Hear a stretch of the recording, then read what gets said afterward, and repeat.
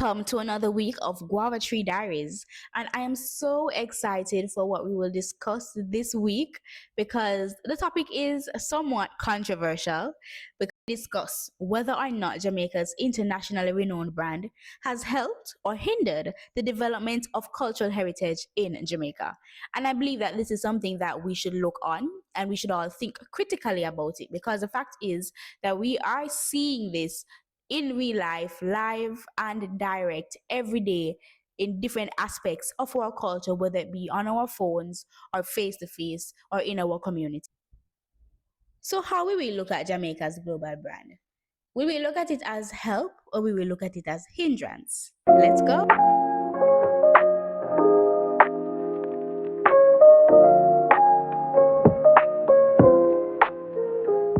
So before we begin discussing, right, we need to look at three terms that require a precise definition. We're going to look at Jamaica's global brand.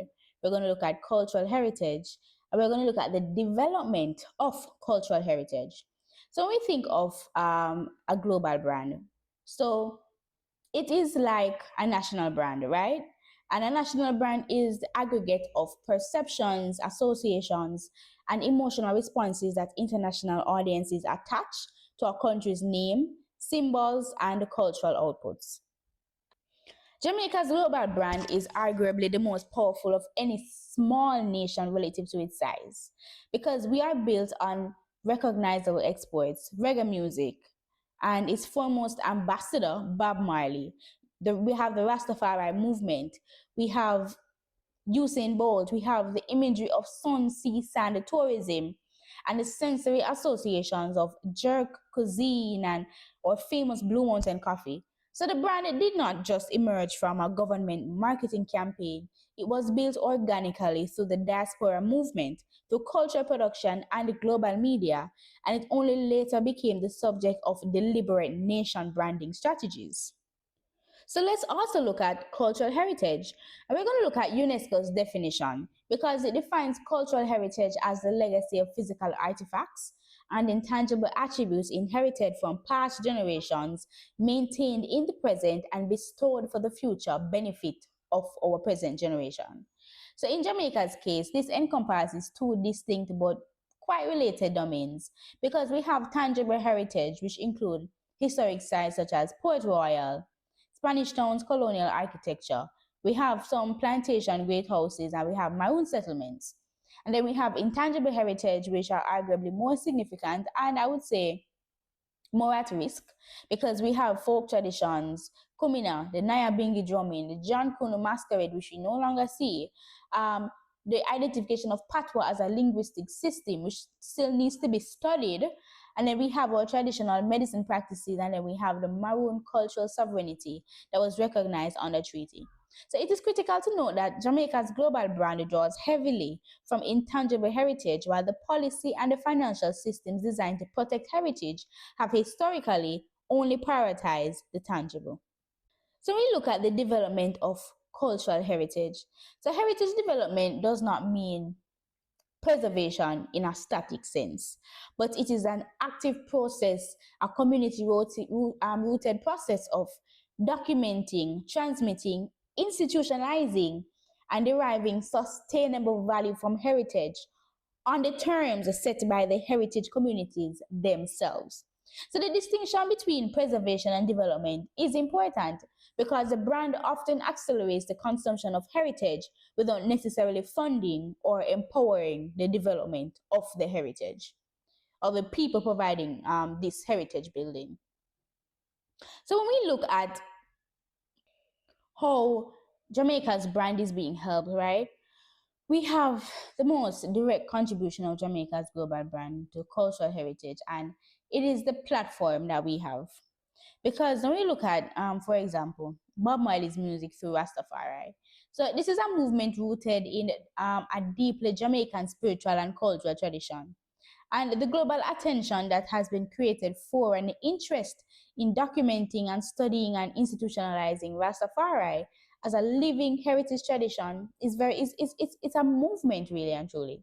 Because in 2023, UNESCO inscribed reggae music on its representative list of intangible cultural heritage of humanity, which is a direct consequence, of the music's global profile and what one which now obliges Jamaica to develop national safeguarding plans for this tradition.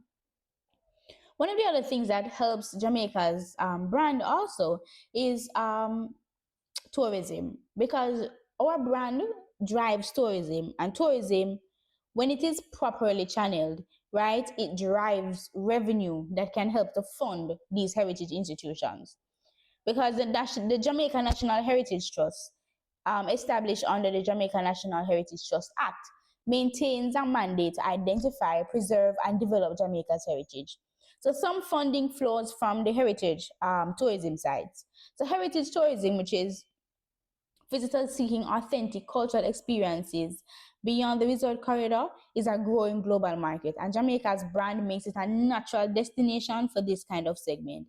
So we see the development of community tourism in places like Akompong, where we have Maroon Heritage, Port Antonio and 9 Mile, which is Bob Marley's birthplace, which illustrates how brand recognition can pull economic activity towards heritage sites that might otherwise receive no investment any at all.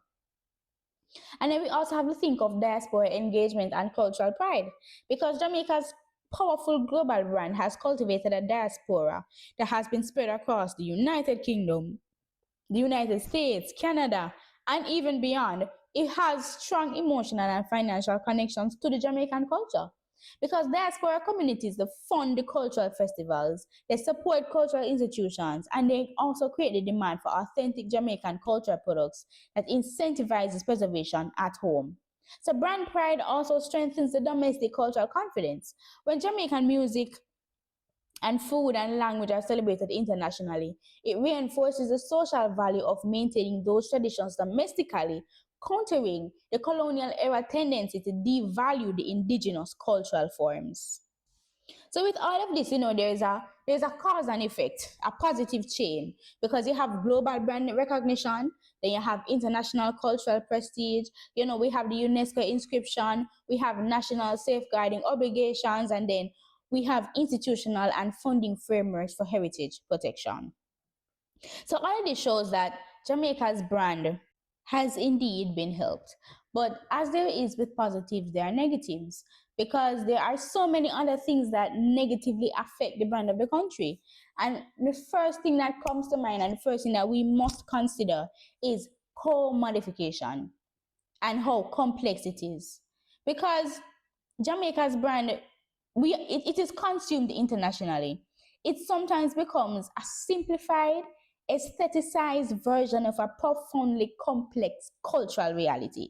And this is a big issue, because we have the global image, right? We have dreadlocks and reggae. We have the colors red, gold, and green. We have jerk chicken and smoke and the marijuana and the phrase of no problem. No problem. And so this extracts a marketable surface element of Jamaican culture that systematically erases the depth, struggle, and the internal diversity that gave these elements meaning.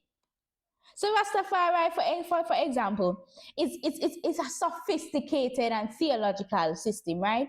Rooted in Pan-African liberation thought and the biblical interpretation and resistance to Babylonian power structures. The brand, Jamaica's brand, has reduced it to just a visual, aesthetic, and a musical genre. So this is a process that is called the co-modification of culture that is damaging to heritage development, because it displaces the authentic practice with performative stimulation designed for tourist consumption rather than for community transmission. And then we have another big issue, which is brand capture by foreign entities.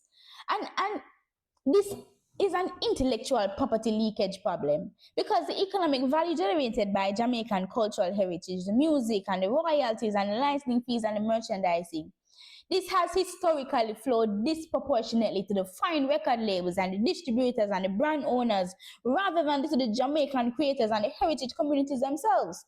Even Chris Blackwell's Island Records built a globally profitable enterprise on Jamaican music.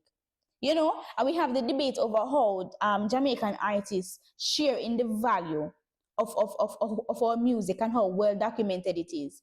When you look at Bob Marley's estate, after years of complex legal disputes, it eventually returned to the Jamaican family control. But the pattern of foreign extraction of value from Jamaican cultural production, it remains a problem, and it is structurally embedded in the global music industry arrangement. And I think this is one of the things that really irk me sometimes as a Jamaican, because it feels like the value that we have and the value that we can generate is only captured externally, and the communities that carry the heritage are not the ones we're not being sustained, you know? Because like a communal practitioner or a traditional Jamaica, he does not benefit from the international reggae streaming revenues.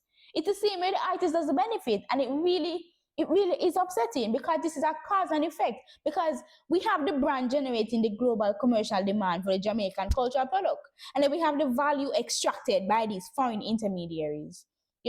Heritage communities are still under resourced. Practitioners cannot sustain the tradition's economy, and heritage thus erodes at a grassroots level. It is really upsetting. And then we can also look at tourism. Tourism is essential to Jamaica. It helps to fund Jamaica, right? But the tourism industry that is built on Jamaica's brand has a history of physically and economically displacing the communities whose culture constitutes this attraction. Because when we look at the development of resort enclaves, right, particularly along the north coast, we see the production of landscapes where Jamaican cultural heritage is performed for visitors in a controlled and sanitized setting. We have specific craft markets and certain cultural shows and specific resort entertainment that is given to the tourists, while the heritage communities that are geographically and economically marginalized from the tourism economy do not benefit. This is the paradox at the height of the heritage tourism.